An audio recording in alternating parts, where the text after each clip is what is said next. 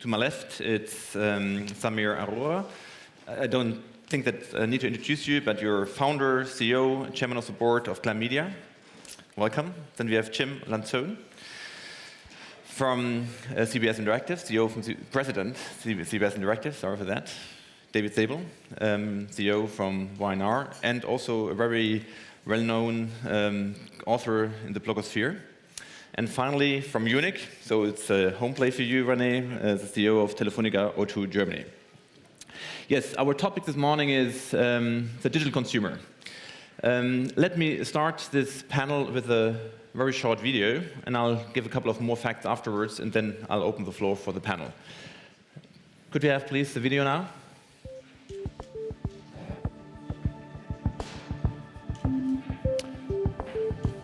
Can you see?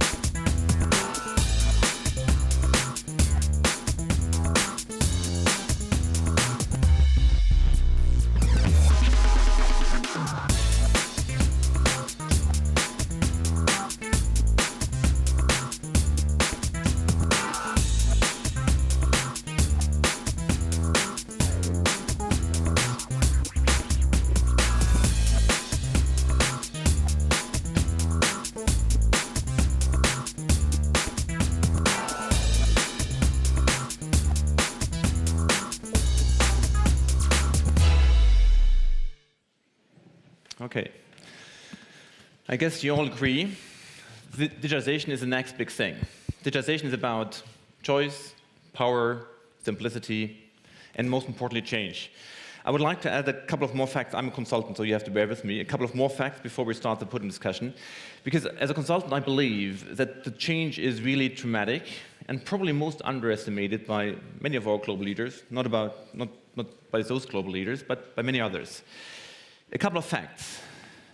Digital is destroying already today analog business. Here's the example. The mail business, at the bottom, the video business. Other examples, book business and the music business. Happened all over the last 2 to 3 years.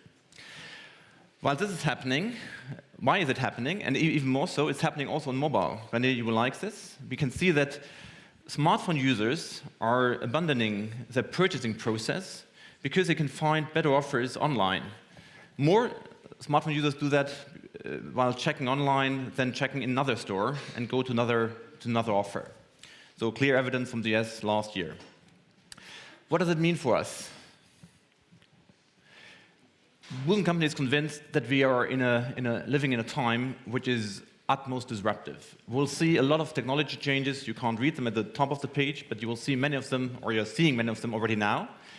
But most importantly, it results in a dramatic change in terms of eras we are living in. The way how consumers behave and how companies have to react will change not within decades, but within years, within months. Does it even mean that we'll see a different hierarchy of priorities, of consumer priorities? I admit it's a bit provocative here, but is not the internet and the mobile phone at the top of our hierarchy pyramid? This is at least the assumption of a research agency. Now, we at Booz, we are convinced that our daily life will be dominated by digital, be it the way how you consume video, the way how you consume books, how you travel with telematic services, how you do learning via e-learning. E-health is another topic. Our daily life will be dominated by digital services. You can even say mobile digital services. And it's not far future. For some segments, it's already now. This is a young student from Berlin. Other segments will follow very soon. So a digital day in a normal life. However, not every industry is able to follow, and that's an interesting observation from my side. We did an analysis last year about the degree of digitization per industry. You see huge differences in the industries. And then, despite the fact that we do see a lot of GDP growth enabled by digitization, enabled by telecommunication, as evidenced by those numbers. However, I know, hard to read, but it tells you basically that not every country is following. If I would have chosen a larger font, you would have been able to see that most of the countries are left behind, and even within Europe, you see a huge difference between developed countries and less developed countries. That's a digitization index from last year. There's a clear difference between countries like Norway, Iceland, but also Germany. So we clearly have a new ecosystem, a digital commerce ecosystem that's shaping right now. There's the most valuable companies in the middle of this intersection, represented also here. And we're going to see a very different way how consumers will behave. There's a consumer paradigm shift, as indicated here. We have a shift from consumption to active participation. We have a shift towards simplicity, as I stated before. We have a shift towards self-configuration and also much shorter go-to-market times. Now, with those facts and with those changes in our economy, in our industry, in consumer behavior, I would like to open the panel. So those should be the questions we would like to address in the next 35 minutes. I would like to ask you first, Samir, what do you think from those trends we have just seen? What's the most overstated, understated trend according to your observation? I think if I look at the real changes that are happening at a consumer level versus an industry level change, which is really, I think, if I look at your prelude to this panel, the analogy I would use is if you look at, there's a lot of people talk about the transportation business and how train companies were not in it and they lost to car companies. But in the reality is many of them were much better at utilities because of electrical and went into that business. So we're seeing that kind of industry level change. And then the industry level change is, for some businesses, digital is an extension. So if you're a store, you have Amazon, but you also can sell directly. For other businesses like media, digital is a new medium. So, it's as different as going from radio to television or black and white to color TV to movies to newspapers. These are completely separate medium to a point where I even believe smartphone devices based on form factors, not just tablets, can be completely different medium.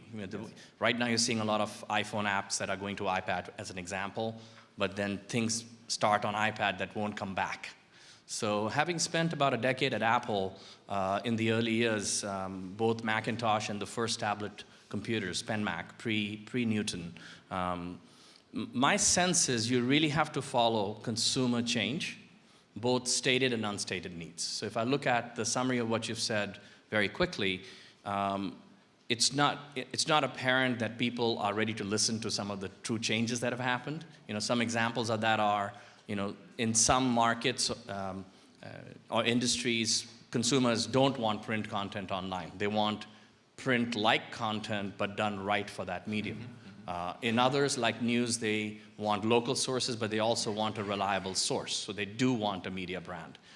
So the real question I would pose is, which media companies will evolve that are traditional by understanding that you need new divisions that are digital, and we have a very good example of one of those here, and which companies will be pure digital. So we're lucky, for companies like ours, we're 100% pure digital. So we are not focused at all on, what consumers did in old media. We're only, fixated on how they are wanting to, how they are, and consuming media today digitally across all devices. So I think industry question versus consumer questions are related, but the answer to the industry question comes from focusing on the consumer. Okay, very interesting. So in a sense, it's easier for a pure digital company to really meet all those trends and those needs than it is for traditional companies. Well, let's take an example right now. 7 years ago, you would not consider Google a media company. It was considered a search company or a utility company. And if you remember, about even 3 years ago when Mark was asked about Facebook, he always said it's a social utility. In fact, Twitter yesterday, Jack said it's not a social company, it's actually a utility company, right? So these things are starting at utility, but at the end, maybe our definition of media was old. In our definition of media, it included notions of, you need editors that work for you, which is only in print. Cable companies are media companies, and they don't necessarily produce shows. So there was some remnants of, an old idea of media. Today, everyone knows that Google's a media company. Everybody knows Facebook's a media company. So there's a real collision happening of pure digital in which, Google, other than Maps, doesn't own any content. Facebook actually doesn't even own all your content rights, but has derivative rights to your content. Usually those were considered very weak businesses in the past because you didn't control the content at all. In this case, it doesn't matter. So that's a very big change. That completely changes the digital economy. So Jim, what's your view? What does a digital consumer expect in terms of digital media consumption? Right. In our offers? What's interesting at CBS, it's an interesting case when you look at the different businesses that you put up there that could be Darwined out by digital, because we, being primarily a television network or a content brand, if we evolve, we can mutate CBS into and evolve along with media from just television onto these multi-platforms. It's funny, I actually disagree in one sense about the Google and Facebooks of the world. It's kind of, you talk about the overstated trends. I think historically, we with Facebook, this is now the fourth company in the kind of 15 years of the modern web that people have said could take out everybody. Yeah. Right? It was AOL, then Yahoo, then Google, and now Facebook. And I actually believe brands matter. I believe there's limitations to brands and what consumers really want from them. And it's true, you'll wind up seeing video on Facebook, but the truth is, that is where you have your social network online, literally, and the extent to which that can creep into, taking out, let's say, video players is one example, I think is actually pretty limited. And when it comes to advertising, and publishers, I think it's limited as well. I think brands in the new, as we evolve into this multi-platform world, brands matter more. Context matters much, much more, because there's limits to what an advertiser wanting to reach an audience can get out of behavioral targeting or just kind of guessing what you might want based on your social graph. Brands give context and they give legitimacy, and I think the utilities of the web actually have a harder time providing that. Okay, I will come back to the utility question later, but I saw a lot of support from you, Samir. David, what's your view about those hypotheses from Jim and Samir? So I think, let me just start talking about the overstated first. So I believe that digital is everything, right? Game over. I don't know why we still have these discussions, right? Digital is everything. That's why we're here. Get over it. Let's move on, right? Now, here's the thing. Digital is everything. Even print is digital. Outdoor is digital. Everything that we do comes from a digital basis. The New York Times everything comes from a digital basis. But not everything is digital. And I think that that's the problem, that we're missing the point here. People have lives. They do things in their lives that aren't necessarily digital. We all happen to be sitting here, right? None of us have chosen to do this virtually, which we certainly could have. But we're here because we're networking, we're learning from each other, we're face-to-face, we're rubbing noses, as Yossi said yesterday. That part is really critical. So digital is everything, but not everything is digital. So I think we have a problem here. And what we call it is a GMOOT, G-M-O-O-T. It's the give me one of those syndromes, right? So give me one of those, make me a viral, as if it's a Harry Potter thing, poof, you're viral. Put me on Facebook. Facebook is interesting. I was at CES last week and spent some time with Facebook. So they will tell you that this race to get millions of likes and bring in lots and lots and lots and lots of fans, which is a give me one of those, is not necessarily the best way to use their platform. Because what you really want is engagement. And we know that most people, for example, the retailers who go on Facebook, the reason people go there, they don't need to post their goofy pictures inside that space. They can do it on their own Facebook page. They go there to get a sense of what's the next deal, what's the next thing. So I think we overstate this notion of GMOOT, of give me one of those, of trying to make everything digital. I think what we understate is the power of what we actually have in merging that physical and real world. So we were just talking about this before. I think, for example, that we're completely understating mobile. Mobile is not about digital alone. What a mistake to think that. Mobile is the ultimate combination of our digital and physical lives. So yes, is it changing retail? It's not changing e-commerce necessarily. What it's changing is retail. Because now I can go into the store, I look at the barcode, and I can check prices and decide if I buy it there or go down the block. And by the way, I can check their inventory too, so I know if I should go down the block or not. And I can check the web price as well, and do I really want to wait 3 days to get it, and is the difference of 3% worth my wait? So it's changing our lives. I can sit in a restaurant, personal thing, I was sitting in a restaurant, and we decided to go to a movie, bought the tickets on the spot, found using GPS the local theater, but that was all about merging my physical and digital lives. So understated is we're not understanding that mobile and digital are about merging the physical and digital lives, and we overstate this notion of somehow thinking that digital is way more than it really is. Good. You opened the door for René. We have to get the mobile perspective to this as well. René? We didn't rehearse this earlier, did we? So maybe I can share with you some very interesting trends that we're seeing from a mobile perspective. And this trend is not only from a European point of view, what we call the big 5 European countries, UK, Spain, France, Italy, and Germany, but I can give you some German-specific statistics as well. And one of the things that I'd like to announce here this year is that 2012 will be the year of mobile retail in Europe. And Germany is actually leading this crusade. And it's a bit bizarre because the smallest mobile penetration in Europe is Germany, but the greatest growth rate, and actually using a mobile phone and a smartphone, primarily smartphone, and a tablet to actually buy goods and services is being led through Germany. Let me give you a statistic that is astounding. Growth on mobile retail, year-on-year growth, 112%. Think if you have a business out there, an airline, a bank, an insurance company, a car company, and you're growing 112% year over year. It doesn't exist in today's financial crisis. This is the biggest opportunity for business on a global basis, primarily here in Europe, to actually get in touch with your customers. 1 in 7 smartphone users are purchasing goods and services on their mobile phone today. From a media point of view, I can give you statistics, 76% of everyone that has a smartphone accesses media today. This is a digital revolution, and it's a tremendous opportunity. So if you're running a business today and you're not using this as a channel to communicate with your customers, to be open, to be transparent, to use barcodes, to take pictures, to get closer to your customer, you're basically going to be taken out by your competition, because they will. So I think this is a phenomenal opportunity, and the gentlemen here sitting next to me, they get it. I think many of you get it, and I'm a rather positive individual that sees this as a tremendous business opportunity if we grab it. It's still early days, 1 in 7, not 5 out of 7, not 7 out of 7, but 1 out of 7 people, which means this momentum is going to pick up over the years. And I think we can probably all agree on that. Oh, yeah. Very interesting observations, René. Actually, just another data point, not from Germany, but from outside Germany, from emerging markets. You probably saw that in the video.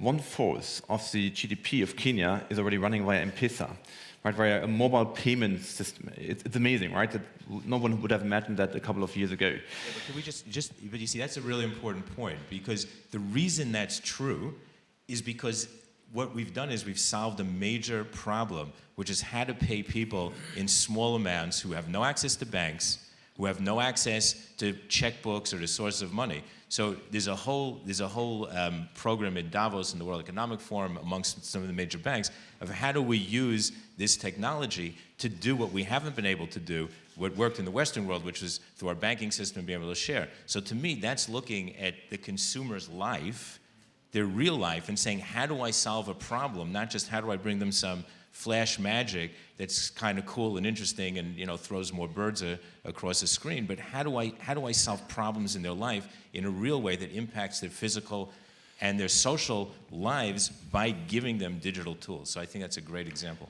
And David, that actually opens the question. That's my second question here on the slide. The Kenya example is a good one. The German examples are other examples. So you are saying we have to solve problems or needs of consumers. Are they specific for a country, for a situation, or do we have a global trend that we basically can roll out services, digital services across the globe? So is this a global economy, or is it a local economy? Samir, you seem, or David? Okay. You know, I think it's an and. So, you know, if you think about, let's just take landline replacement, right? So we've had many generations of, the earlier you started with landline phones, the more in the replacement business you are. You compare that to countries that didn't invest in that, they may not. So you've got a leapfrog going on.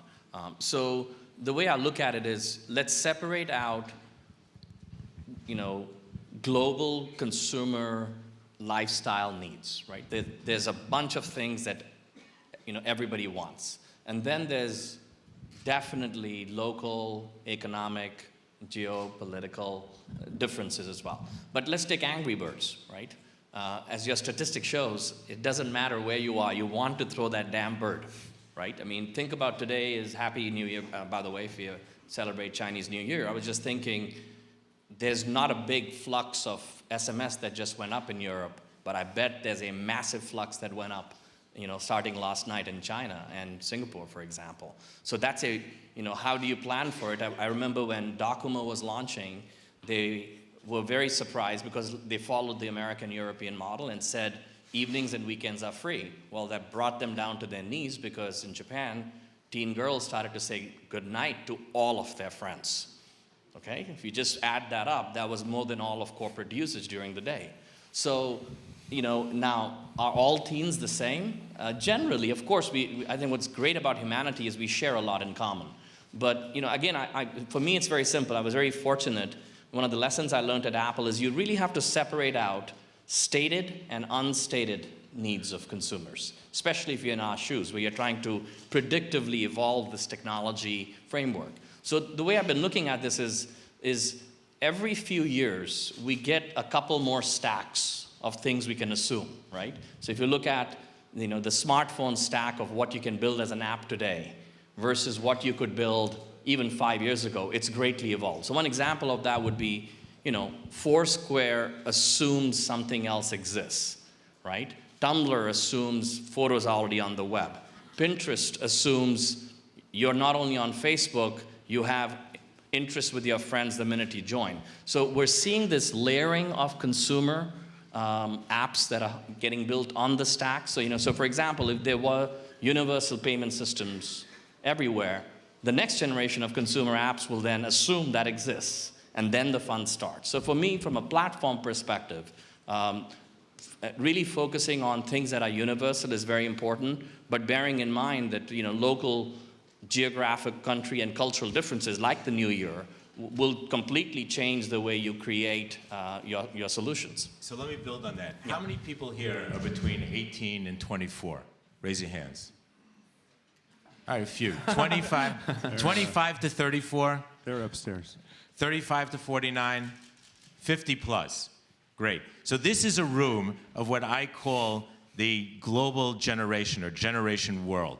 So we talk a lot about millennials, we talk about the Z generation, we talk about all these different things, the Zs. The truth of the matter is we are living in generation world. There is more that has flattened the age groups here than anything else. So from a platform point of view, as Samir said, we are in generation world. We all basically are interested in using similar technology, the same technology in the same ways. Now, we've done a study. We have a study called BAV, Brand Asset Value, and it's owned by Young and Rubicam. It's a big brand study. Happy to talk about it to anyone who's interested later. But I just looked at the statistics for a presentation I gave. In 1993, the difference between the way 50 pluses and 25 pluses looked at brands was night and day. So the 50 pluses looked at traditional and value and all that stuff. This is 1993. The younger audience has looked at things like dynamic, innovative, etc. Today, there is zero difference in the way 25 plus going up looks at brands. Everybody's looking at the exact same things. Baseline, they all want value and trustworthy and yada, yada, yada, but everybody wants innovation and movement and such. So first of all, generation world exists. We're all part of it. I think this conference is proof of it. The second proof point I'll give you, by the way, is if you look at Tahrir Square, or if you look at Zuccotti Park, look at the faces in the crowd. It is old and young together. There is not just one or just the other. Now, let's get to all relationships are local, because that's where it changes. So if you look even at that, look at the difference between what the people in Zuccotti Park were going on about versus what the people in Tahrir Square were, because each had different. One was more about basically fighting for their life. The other one is more about fighting for what they believe they're entitled to, or they should be entitled to, or they want to be entitled to. Totally different. One was much more about 1% economics, can I get a job? The other was much more about, can I have freedom tomorrow? Am I going to live? Am I going to be, tortured? Totally different. And I think when you look again, I think the example of the Chinese New Year is brilliant, because I think you're probably right. Tweets are probably off the chart there. And when we look here, like, how many of us really know, other than to say, maybe I went to a Chinese restaurant to celebrate last night? So I think we've got this, all relationships are local.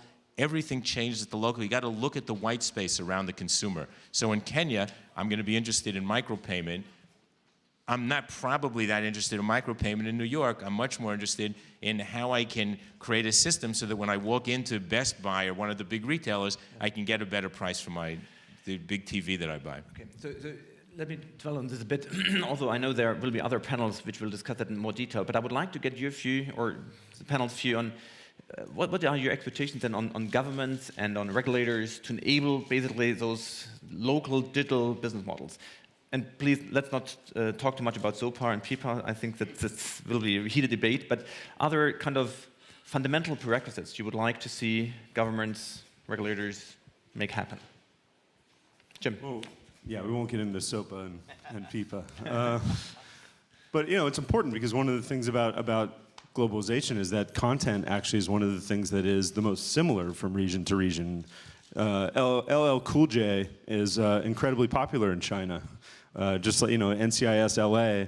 CBS has, as I saw your chart, 4 times the number of Facebook fans as Barack Obama across our brand. So it's something that is universal. We actually now, from our office in San Francisco, CBS Interactive, along with Google, is one of only 2 foreign companies in the top 15 in China, along with Google, and those are all premium content brands. Just like we have CNET for technology in the U.S., we have ZOL.com in China for a technology content brand, and so, but we can make all that content from one place and make it all similar. But our ability to deliver it in each region, and then it's true from a piracy perspective, for us being protected, does become an important issue for us that we don't gloss over that easily. But for the most part, I'd say everyone makes it pretty easy. I would say the one thing with Europe are the employment laws are the one thing that make it very different from Silicon Valley. As we look to grow more into Europe, I'd say that's one of the more restrictive things for us. René, I guess you have a perspective on this as well. I love talking about regulation. Yes, So, I thought so. here you got a telecoms guy. We can't stand regulation, right? So regulation to us is when you fail. I think at the end of the day, if you keep the customer at the center of your universe, and you give the customer choice, and you give the customer what he or she would like, that's the best form of commerce in the entire world. There is no government in the world that can make that happen. They can actually stop that from happening. I think the key that we need to do is we need to find a way to work closer together, because as the digital world really starts to mature in the coming years, the boundaries of the things that we do will get blurred. So there's things that my colleagues here will do that I might do, but not really. And I think that we need to figure out a way on how we can actually leverage the good things that we do to serve the customer in the choice that he and she wishes. And that's a completely different way of thinking. And I think I see the point on protecting privacy laws and regulating laws and so forth for content. I can agree with that. But when government really tries to kind of help dictate how the consumer makes a choice, I think that's a disaster. So I was inspired yesterday by the EU Commissioner and then by Andrew to dedicate my blog to what gets posted later today on this whole notion. And so in writing it, I found this great quote from Albert Einstein, who's writing about the creation of the atom bomb. And I wish I could remember the quote. You look it up. I can't remember the exact quote, but essentially the gist of it is that the creation of the atom bomb was not what created the need to limit war or to create paths for peace, right? That always existed. The atom bomb just made it more clear that we'd better hurry up and figure out how the hell to get there. So I'd argue that we're in the same place. The notion of piracy, the notion of stealing IP, this is not a new issue. What we've done, like everything else digital, is we've exacerbated it because we've made it more efficient and effective to be able to, in fact, pirate and to be able to take people's IP to be able to do it. So at some point, my belief is you have to, and I kind of think that's maybe where she was going yesterday, you have to kind of put the digital thing aside and just say, okay, what is it you're really entitled to? Are you entitled to take somebody's IP? I don't care if it's digital or not digital. Can I steal your book if you write it? Can I steal your video content if you create it?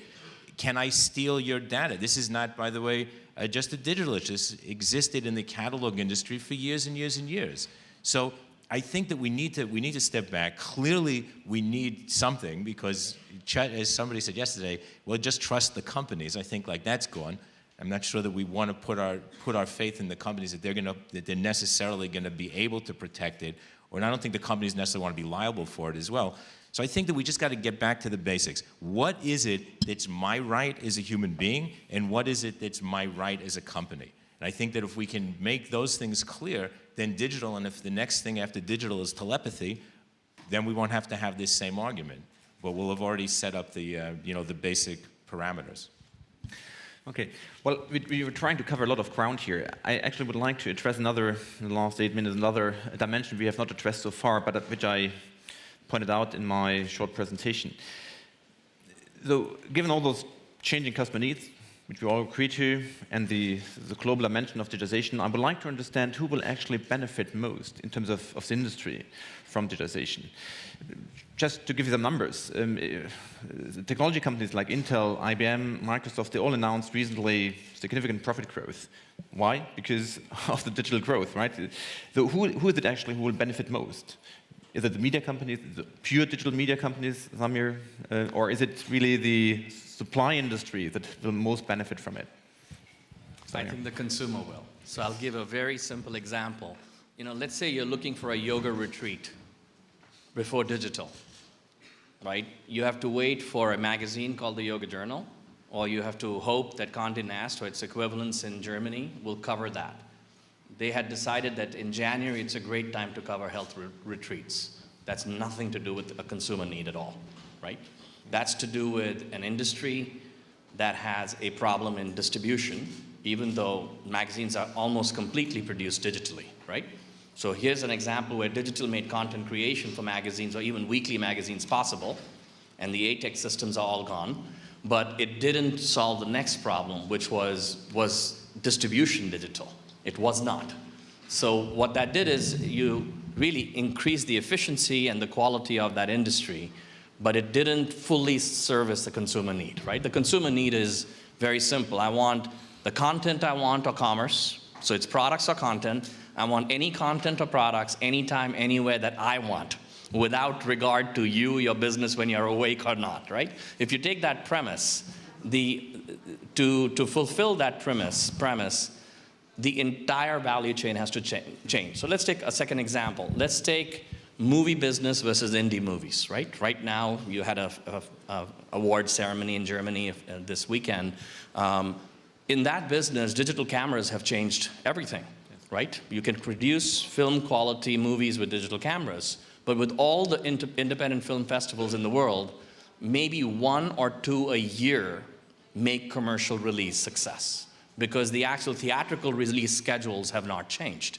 So what digital is doing, which I think we're overly focused on the changes that are visible and under-focused on the real change that's happening, which is when digital starts to transform the entire business. So one specific example for today is 7 years ago, most internet sites relied on Google search or another search prior to Google to drive traffic.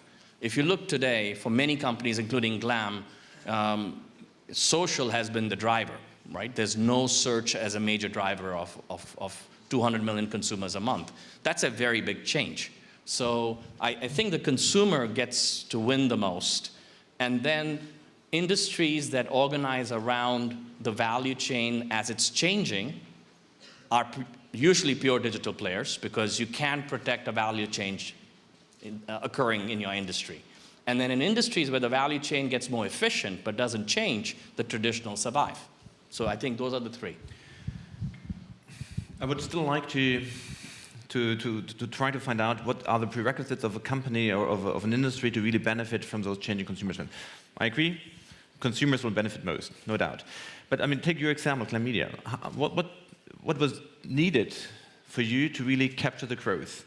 Same true for your companies. How do you really make sure you have structures in place that allow you really to grow, opposite to the old traditional companies? I think that we have a lot of industry representatives here in the audience. I guess giving you that recipes for success would be quite interesting for them. Well, the most important for us is to be multi-platform, so that we're no longer building things 5 times, but you're accessing it, the same product in any different location. So if you're going to watch a show on CBS, or you're going to look up a product if you're in the store at Target, on CNET, you're doing it, whether it's on your iPhone or the web, or your television, it's all the same product. And that's actually been a lot of work, a lot of investment, but makes it seamless for the consumer.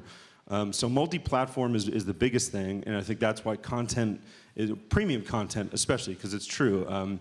It's funny, as we've gone forward, you would think that there was cannibalization happening, but actually television viewing is actually now, it was a record again last year. It's been increasing every year at the same time as internet video is increasing every year. So presumably, apparently, there's infinite time on people's hands to be able to consume all of our content if we give it to them in all these places. And then the most important thing, though, for us is to be able to monetize it in those places, and it's no longer digital pennies. We are monetizing, especially on video, on the web now, at rates that are equivalent or even better in some cases to television. Anything to add, David, René? Yeah, just quickly, I think to just follow on Samir was saying, I think that the people who can be successful are the people who are understanding what it is that the consumer needs and how the consumer consumes. So if you look at what I think is some of the more interesting apps that I've seen lately, so there's an app called Pulse. I don't know if anybody knows it, but Pulse does exactly what you had said at the beginning, which says, you know what, people want to have some credibility to the news source. They don't want to just get lines of news anymore because they don't know where it comes from. So they want to be able to navigate by using the brands that they trust in a way that's interesting and different. So here's a company that understood consumer behavior. The consumer wants to see the New York Times. They want to see TechCrunch as well. They want to see whatever. But let me aggregate it for them in a way that uses digital technology in the most interesting and simplest way for them to do it. So it's, again, understanding, though, what the consumer wanted, which was a credible news source, the ability to navigate simply, and to be able to access the depth of news. And I think those are the companies that are going to be the most successful. René, last opportunity for you. An important tool for all of you is a smartphone will become the remote control of your life. Whether you're going to access media, whether you're going to shop and buy goods and services, whether you're going to do commerce, because I do believe that the smartphone and all the great companies out there, I think the mobile wallet is not far away. And again, I can see the death of a credit card coming every day closer and closer. So I think this device is really the remote control of your life, and it's up there for you to access, and almost every single person in the world will have one. So enjoy it, and I hope you all make a lot of money. Very good. Very good.